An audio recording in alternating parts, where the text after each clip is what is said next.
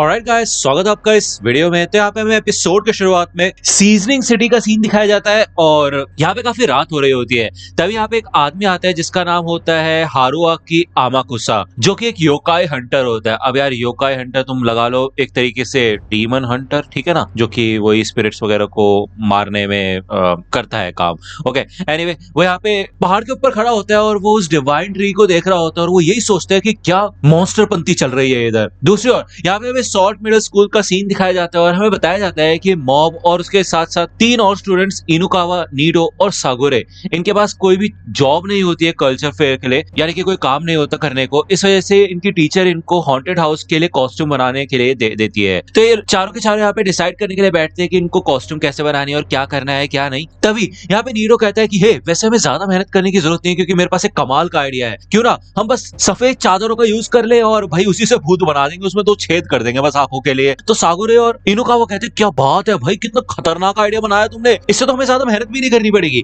लेकिन मॉब ये सुन के थोड़ा परेशान हो जाता है और वो कहता है कि हे गाइस, हमने ये वाला काम जब अपने हाथ में लिया है तो शायद हमें थोड़ा ज्यादा मेहनत डालनी चाहिए इस काम में, है कि नहीं। तो ये लोग पूछते कि अच्छा तो तुम्हारा आइडिया क्या है, क्या सोच रहे हो तुम। तो यहाँ पे जब मॉब अपने आइडिया बोलना शुरू करता है तो उसके मुंह से कुछ निकल ही नहीं पाता, वो काफी हकलाने लग जाता है और बस बा बा बा बा बा करता रहता है। और इसी के साथ साथ यहाँ पे मॉब की एक्सप्लोसिव प्रोग्रेस 22% हो जाती है। दूसरी ओर इधर हमें स्टूडेंट काउंसिल ऑफिस का सीन दिखाया जाता है जहाँ पे रित्सु को भी इधर कल्चरल फेयर के थीम्स के ऊपर चर्चा करनी होती है। उसको ये थीम्स पसंद नहीं आते और वो इनको चेंज करने के बारे में बात करता है, लेकिन बाकी सब मेंबर्स उसकी बात को भी टाल देते हैं, जिससे कि उसको ये सारे चीजों को एक्सेप्ट करना पड़ता है। यहाँ पे धीरे धीरे करके समय बीतने लग जाता है और सबके सब लोग अपने कल्चरल फेयर की तैयारी शुरू कर देते हैं। और लेकिन यहाँ पे मॉब काफी ज्यादा डिप्रेस्ड होता है। वो देखते हैं कि कैसे सारे के सारे लोग बिल्कुल अपने फुल मोटिवेशन के साथ काम कर रहे हैं और दूसरी ओर यार मॉब के दोस्त कॉस्ट्यूम बनाने के बारे में बिल्कुल भी सोच नहीं रहे हैं, जिससे कि यहाँ पे मॉब को टेंशन होना शुरू हो जाती है। दूसरी ओर हमें रेगन का सीन दिखाया जाता है जो कि भाई अपनी वेबसाइट पर काम कर रहा होता है, उसको रीडिजाइन कर रहा होता है। तभी यहाँ पे उसके पास सेरिजावा आता है। वो यहाँ पे रेगन से यही कहता है कि मैंने अपनी कंपलसरी एजुकेशन पूरी नहीं की थी, तो मैं सोच रहा हूँ कि मैं अब स्कूल जाना शुरू कर दूं, और वो एक नाइट स्कूल है तो इसलिए मैं चाहता हूँ कि आप मेरे को 4 बजे तक फ्री कर दो शाम को। तो ऐसा मैं कर सकता हूँ ना। तो रेगन यहाँ पे मन में सोचता है कि हाँ यार, सेरिजावा अपने आप को इम्प्रूव करने की कोशिश कर रहा है, तो ये कहता है ठीक है फिर कर सकते हो, वैसे भी मेरे पास मॉब तो है ही। और पता नहीं वो डिम्पल कहाँ चला गया। तभी यहाँ पे हमें आमाकुसा का सीन दिखाया जाता है जो कि भाई प्रिपेयर कर रहा होता है और वो कहता है कि मैं जाके अपने आप को बड़े कमाल के तरीके से इंट्रोड्यूस करूंगा जिससे कि सबके सब हिल जाएंगे। लेकिन जब वो यहाँ पे रेगन के ऑफिस में आता है तो भाई वो काफी ज्यादा डर जाता है और नर्वस हो जाता है, वो ठीक से अपने आप को इंट्रोड्यूस भी नहीं कर पाता। इन शॉर्ट वो यहाँ पे रेगन को बताता है कि उसको योकाई को मारने के लिए उसकी हेल्प चाहिए एक्सोर्सिज्म में, और वो आलतू फालतू की बकवास करना शुरू कर देता है और रेगन को उसको कुछ भी समझ नहीं आता। वो कहता है भाई मेरे को 90% तो समझ ही नहीं आया, इसने बोला क्या। तो वो यहाँ पे उससे शांति से बोलता है कि देखो अभी तुम बाहर जाके वेट करो, मुझे और सेरिजावा को दूसरे क्लाइंट को अटेंड करना है, ठीक है। जब यहाँ पे रेगन बाहर देखते हैं तो एक पुलिस ऑफिसर उससे पूछताछ करने लग जाता है और रेगन को ये लगता है कि ठीक है फिर भाई ये तो सही होगा, वो पुलिस ऑफिसर इस आमाकुसा को उठा के ले जाएगा। इस क्लाइंट के जाने के बाद सेरिजावा और रेगन जब यहाँ पे लंच करने के लिए जाने के बारे में सोचते हैं, तभी यहाँ पे आमाकुसा फिर से आ जाता है और अपने आप को एक योकाई हंटर के तौर पे इंट्रोड्यूस करता है। वो यहाँ पे शांति से आके बैठ जाता है और अपने बारे में बहुत इतिहास वगैरह बताने लग जाता है, जिससे कि भाई रेगन को काफी गुस्सा आने लग जाता है और वो उसके ऊपर तो भाई चिल्लाई उठता है। वो कहते हैं साफ सीधी बात करो, आलतू फालतू की बातें मत करो, योकाई ये है क्या, योकाई बताओगे मेरे को तुम ये बात, सारी दुनिया भर की बातें करती तुमने लेकिन यही नहीं बताया कि योकाई होता क्या है। तो सीधे सीधे पॉइंट पे आओ वरना तुम्हारी बैंड बजा दूंगा मैं।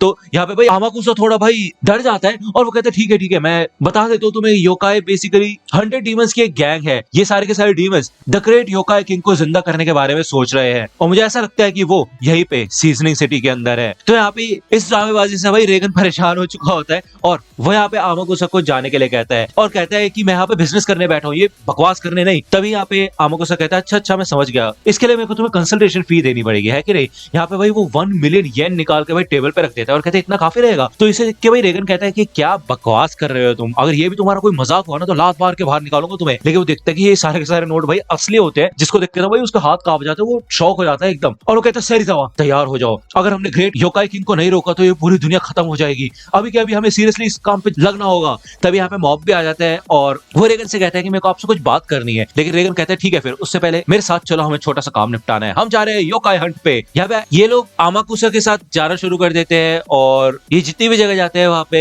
कोई भी योकाई का साइन नहीं मिलता है और सारी जगह खाली पड़ी होती है। लेकिन तभी ये लोग एक बिल्डिंग के पास पहुंचते हैं और आमाकुसा कहते हैं कि हाँ यही वो बिल्डिंग है, इसी में है योकाई। तो रेगन कहता है कि ओ यहाँ पे तो मैं और मॉब पहले काम कर चुके हैं और यहाँ पे जो भी स्पिरिट था हमने उसकी बैंड बजा दी थी। यहाँ पे दूसरी बार भाई मॉब तो अपने ख्यालों में खोया हुआ होता है, कॉस्ट्यूम के बारे में सोच रहा होता है कि उसे क्या करना चाहिए क्या नहीं। लेकिन सेरिज़ावा को इधर इस बिल्डिंग के अंदर से अजीब सी एनर्जी महसूस होती है। जब ये लोग यहाँ पे बिल्डिंग में आते हैं तो आमाकुसा कहता है कि इस बिल्डिंग में कुछ ना कुछ तो गड़बड़ है। और यहाँ पे भाई मॉब को इतनी टेंशन हो रही होती है कि उसकी एक्सप्लोसिव प्रोग्रेस 31% तक इंक्रीज हो जाती है। जब ये लोग यहाँ पे इस बिल्डिंग के बेसमेंट में आते हैं तो यहाँ पे देखते हैं कि किसी पेड़ की कुछ जड़ें होती है और आमाकुसा इधर आगे चल रहा होता है, ये लोग उसके पीछे पीछे चल रहे होते हैं। और भाई आमाकुसा के तो यहाँ पे पसीने छूट रहे होते हैं और रेगन कहता है क्या भाई क्या तुम्हारे तो अभी से छक्के छूटने लगे। तो आमाकुसा कहते हैं कि हाँ क्योंकि मैं आज तक योकाई से सिर्फ 1-on-1 लड़ा हूँ, लेकिन इस बार यहाँ पे 100 डीमंस है, मैं यही सोच रहा हूँ कि मैं उनसे लड़ूंगा कैसे। तभी यहाँ पे रेगन चिल्लाता है और उसके हाथ में यहाँ पे कुछ स्टिकी लग चुका होता है, दीवार पे कुछ स्टिकी लगा होता है जो कि उसके हाथों में लग जाता है। इससे यहाँ पे मॉब को आइडिया होता है कि अरे हाँ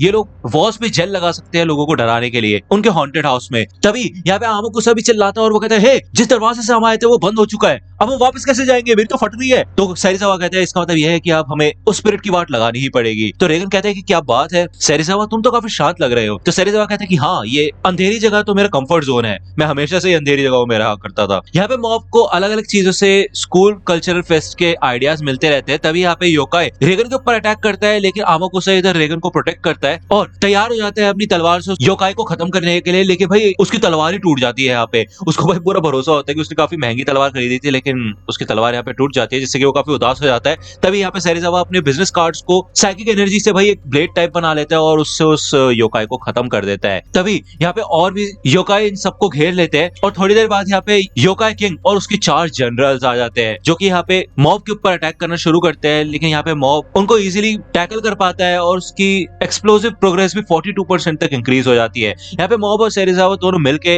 इन चारों जनरल्स को हरा देते हैं। तो योकाई किंग कहता है कि क्या बात है इंसानों, काफी अच्छा काम किया तुमने, लेकिन अब तुम मुझसे नहीं बच पाओगे। यहाँ पे वो अपनी फुल फॉर्म में आ जाता है और वो मॉब के ऊपर अटैक करने वाला होता है। तभी यहाँ पे मॉब उसकी वाट लगा देता है, यहाँ पे उसका सर पड़ा हुआ होता है और आमाकुसा सेरिज़ावा और मॉब से काफी ज्यादा इंप्रेस हो चुका होता है। वो इनसे ये पूछते हैं कि हे क्या तुम इंटरेस्टेड हो योकाई हंटर बनने में, मैं तुम्हें काफी अच्छा खासा पैसा दूंगा यार। तो ये दोनों तो सुन भी नहीं रहे होते। तो रेगन कहता है वो तुमसे कुछ कह रहा है, पैसों की बात। तो सेरिज़ावा और मॉब दोनों ही मना कर देते हैं कि सेरिज़ावा को स्कूल ज्वाइन करना है और मॉब को अभी कल्चर फेस्ट से ज्यादा इंपॉर्टेंट कुछ भी नहीं लग रहा है। तो रेगन यही कहता है कि देखा मेरे एसोसिएट्स को पैसों से कोई लेना देना नहीं है, वो सिर्फ अच्छाई के लिए लड़ते हैं, और भी चीजें होती है आमाकुसा जिंदगी में जो कि इंपॉर्टेंट होती है। तो आमाकुसा यहाँ पे कहता है ओह माय गॉड मुझे माफ करना रेगन, मुझे लगा था कि मैं अपने पैसों से तुम्हारे फ्रेंडशिप को खरीद लूंगा, लेकिन तुम तो एक अच्छे दोस्त के तौर पे मेरी मदद कर रहे थे, क्यों है ना। तो रेगन कहता है नहीं ऐसी बात नहीं है, मतलब तुम कंसल्टेशन फी तो दे ही सकते हो यार, ऐसी कोई बात नहीं है, क्योंकि उसके हाथ से 1 मिलियन येन जाएंगे। लेकिन जब वो देखता है कि सेरिज़ावा और मॉब उसे देख रहे होते हैं तो रेगन कहता है अच्छा हाँ ठीक है चलो यार कोई दिक्कत वाली बात नहीं है। तो वो सोचता है कि भाई ये पैसे तो हाथ से गए, तो वो इस योकाई किंग के सर को ही अपनी वेबसाइट पे डाल के बेच सकता है, उससे थोड़े पैसे कमा सकता है। लेकिन वो देखता है कि ये फोटो भी नहीं क्लिक कर पा रहा, वो फोन में भी नहीं आएगी उसकी फोटो, ठीक है ना। योकाई किंग के अपीयरेंस से मॉब को काफी अच्छा आइडिया आता है और वो अपने क्लासमेट्स के साथ इस आइडिया को डिस्कस करता है वैसे ही कॉस्ट्यूम बनाने के लिए। इन दी एंड ये कॉस्ट्यूम काफी हिट जाती है और दूसरी ओर हमें रित्सु का सीन दिखाया जाता है जिसको यहाँ पे मेड कैफे में मेड कॉस्ट्यूम पहन के सर्व करना पड़ता है और इधर उससे मिलने के लिए शो आता है और उसे देख के थोड़ा सा शॉक हो जाता है। उसी रात रेगन यहाँ पे अपनी वेबसाइट पे ऐड करता है कि उसने योकाई किंग को हरा दिया है और जिससे कि उसको और भी ज्यादा व्यूज मिले। तो दोस्तों ये वीडियो यहीं पे खत्म होती है और मुझे अल्टीमेटम भी कवर करनी है, तो ये वीडियो रोज तो नहीं आ पाएगी, भले सीजन खत्म हो चुका है बट इसके एपिसोड ऑलरेडी आ चुके हैं, तो मैं जल्दी फिर भी लाने की कोशिश करूंगा। हफ्ते में एटलीस्ट 2-3 बार तो लेके आ जाऊंगा मॉब साइको, है कि नहीं। अभी अल्टीमेटम जरूरी है,